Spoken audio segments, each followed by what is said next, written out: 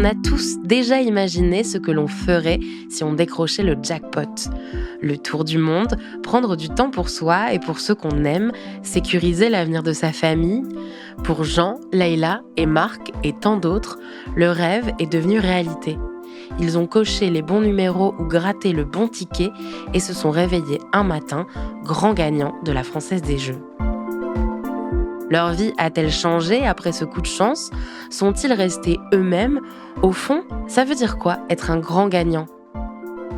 À travers ces récits inspirants, découvrez les parcours extraordinaires de celles et ceux qui, un jour, ont gagné.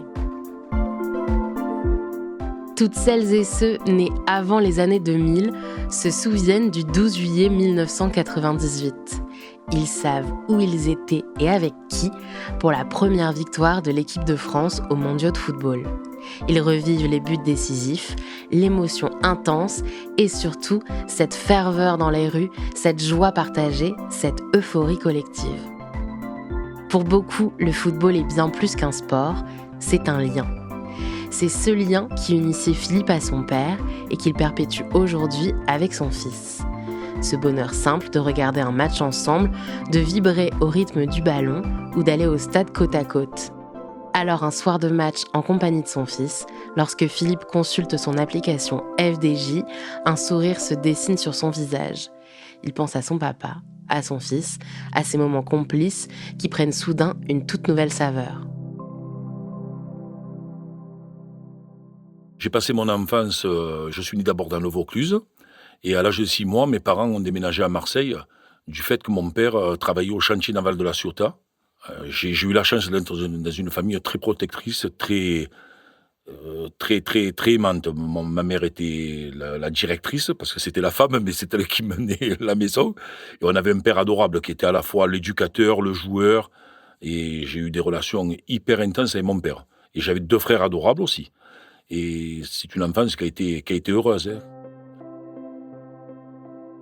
Alors avec papa, on faisait beaucoup d'activités sportives, c'est-à-dire le foot, de l'escalade. Et on avait un tas d'activités, c'était tout le temps ludique. On partait beaucoup dans la colline, on habitait à côté, pour ceux qui ne connaissent pas, à côté de Marseille, on a les calanques de Morjoux et Sormiou.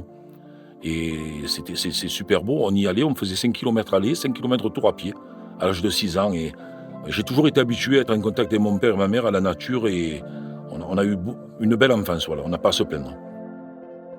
À un moment, mon loisir, une maison ne me tombera pas sur la tête, hein. J'adore sortir, voilà, faire du sport, sortir. Je ne peux pas rester en place, voilà. Cela vient de l'éducation de mon père, hein. Il m'a toujours amené avec lui. Et j'avais même pas 13 ans, quand j'étais en 5e. Il faisait à l'époque, pour arrondir les fins de mois, Femme moderne, Super J chez nous. C'était des hebdomadaires que nous livrions le mardi, mercredi soir, et j'allais l'aider. Mon père, j'avais un rapport affectif et un rapport au niveau de la volonté du travail, de donner de sa personne et surtout s'aider, que lui, il a toujours cultivé, et sans nous forcer. Il nous a toujours donné le goût de l'effort, voilà. Et la récompense de faire plaisir, de trouver du plaisir au travail. Mon père, pour lui, c'était un honneur de travailler. L'homme à l'époque, maintenant c'est fini, les hommes et les femmes travaillent en même temps, le couple. Mais c'était à lui d'amener le salaire, donc il y avait cette éducation de l'effort. Mais moi, l'héritage de mon père, c'est surtout que j'étais avec lui, c'était le contact. Et du coup, j'ai pris goût au travail, comme il a été avec mes 2 frères aussi, parce qu'on adorait le foot, on a joué au ballon à des plus ou moins bons niveaux, ils nous suivaient de partout. Oui, en parlant de foot, c'était une messe de regarder le ballon avec papa. Bon, à l'époque, on écoutait, au tout début, il y avait Père Cangioni qui faisait téléfoot le soir, et on écoutait à la radio les résultats de foot, et c'était presque une messe. On était avec mon père, et puis après, ça, je l'ai communiqué à mon fils, bien sûr. Et à 20 ans, mon fils, on a la télé, on a des moyens plus modernes. C'est beaucoup mieux. Mais c'est un plaisir de partager cette passion. Bon, on n'a pas que ça, heureusement, hein. Le plaisir, c'est d'être avec mon père, qui représente tout pour moi. Mon fils, c'est le seul fils que j'ai, bien que mes filles aiment le ballon, hein. Le ballon rond, c'est une façon de se retrouver, de manger un morceau ensemble, de boire un pot ensemble, de voir du ballon qui gagne ou qui perd, tant que le match est beau. Ça n'avait pas d'importance pour nous, mais c'est d'être ensemble, c'est toujours le bien vivre. Et moi, en fait, le travail, ça a toujours été une finalité pour moi. Je me retrouvais dans le travail, quoi que je fasse, et j'avais toujours un travail principal et 2 petits travails à côté, pour pas rester à la maison, voilà, toujours bouger, toujours en en cette passion que mon père m'a transmise de bouger, mais toujours en famille. Oui, je précise en tout que j'ai 5 enfants, 2 d'un premier mariage, et les 3 derniers, 2 filles d'un premier mariage et 2 filles et un garçon du deuxième. Voilà. Alors en 2014, ça a été un tournant de ma vie important parce que j'ai réussi à avoir un appartement à côté de mes parents parce que mon père était malheureusement handicapé par une maladie. Donc j'ai aidé ma maman et même en travaillant beaucoup, je l'aidais et ça a été important de l'aider. Je l'ai accompagné jusqu'à sa fin de vie.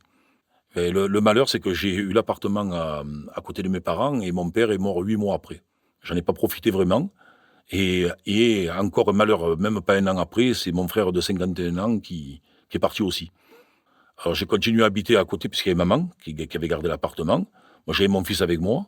Mon fils avait eu l'idée de prendre un chien, ça m'a permis de relever la tête. Vous occuper de sortir, ça vous permet de pas vous cloîtrer dans le malheur. Il faut pas. Alors avec maman, on a eu des relations un peu conflictuelles au tout début parce que j'étais l'aîné.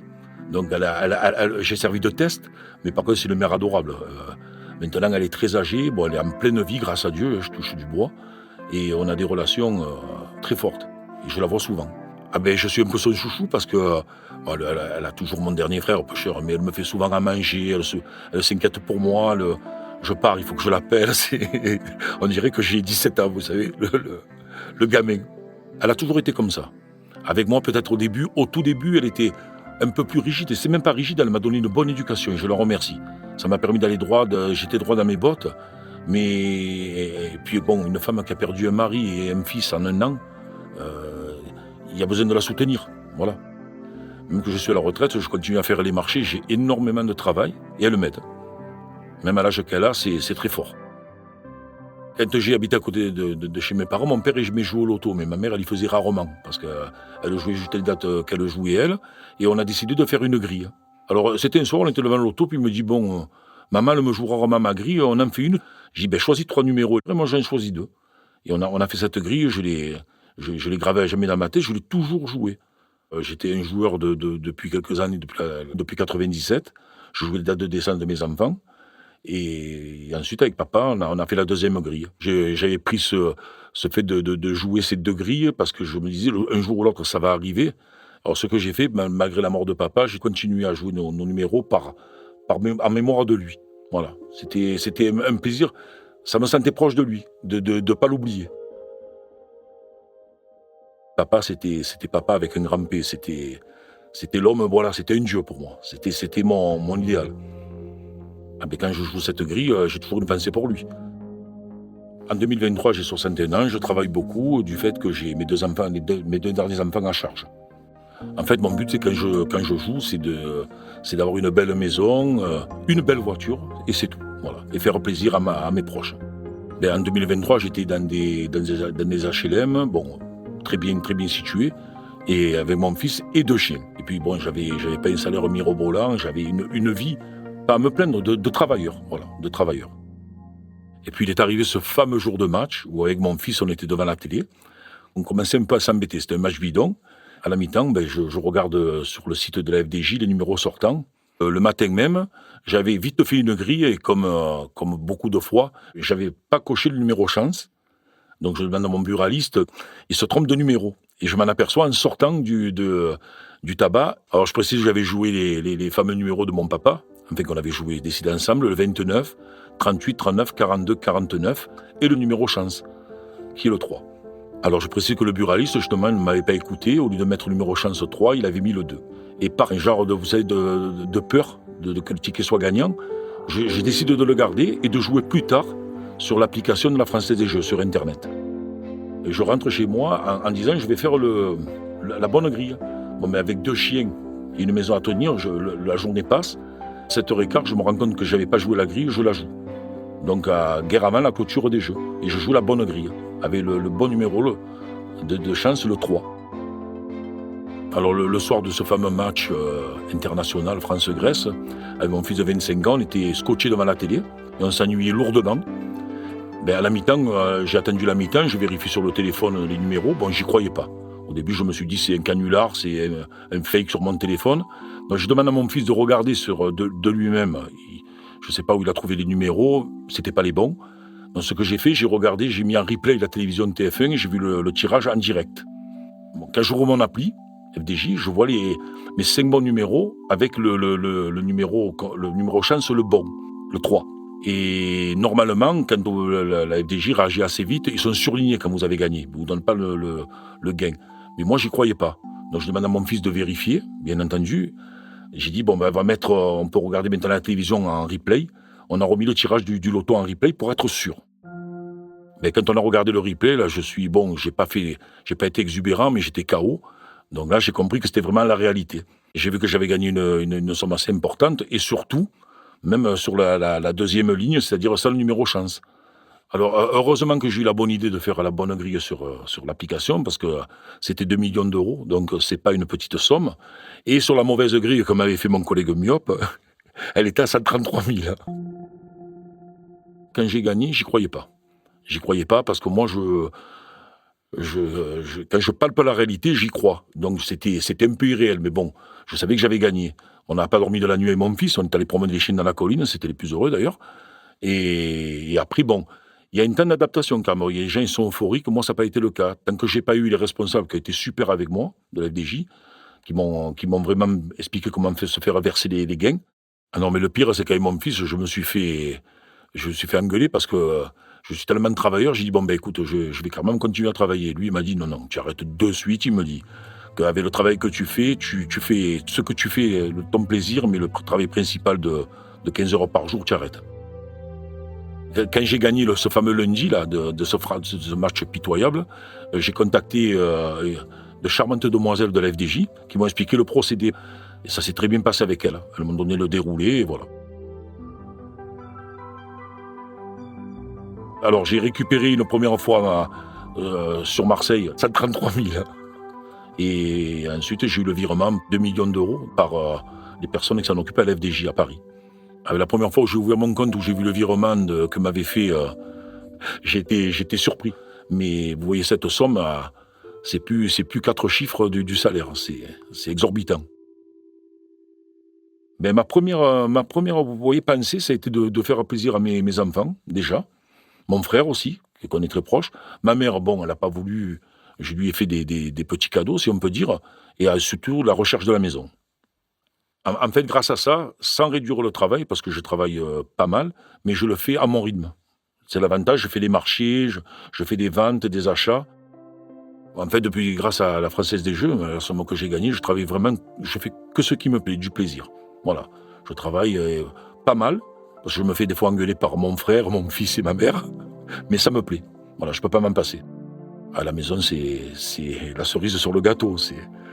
Ma maison est une maison plan-pied. C'est le rêve, hein. On est au milieu des cigales, au milieu des pins. C'est tout ce que je rêvais depuis longtemps. J'ai un jardin qui est énorme, et ensuite je prends les sentiers de traverse, je peux aller dans la colline, c'est vraiment le plaisir. Voilà, les balades.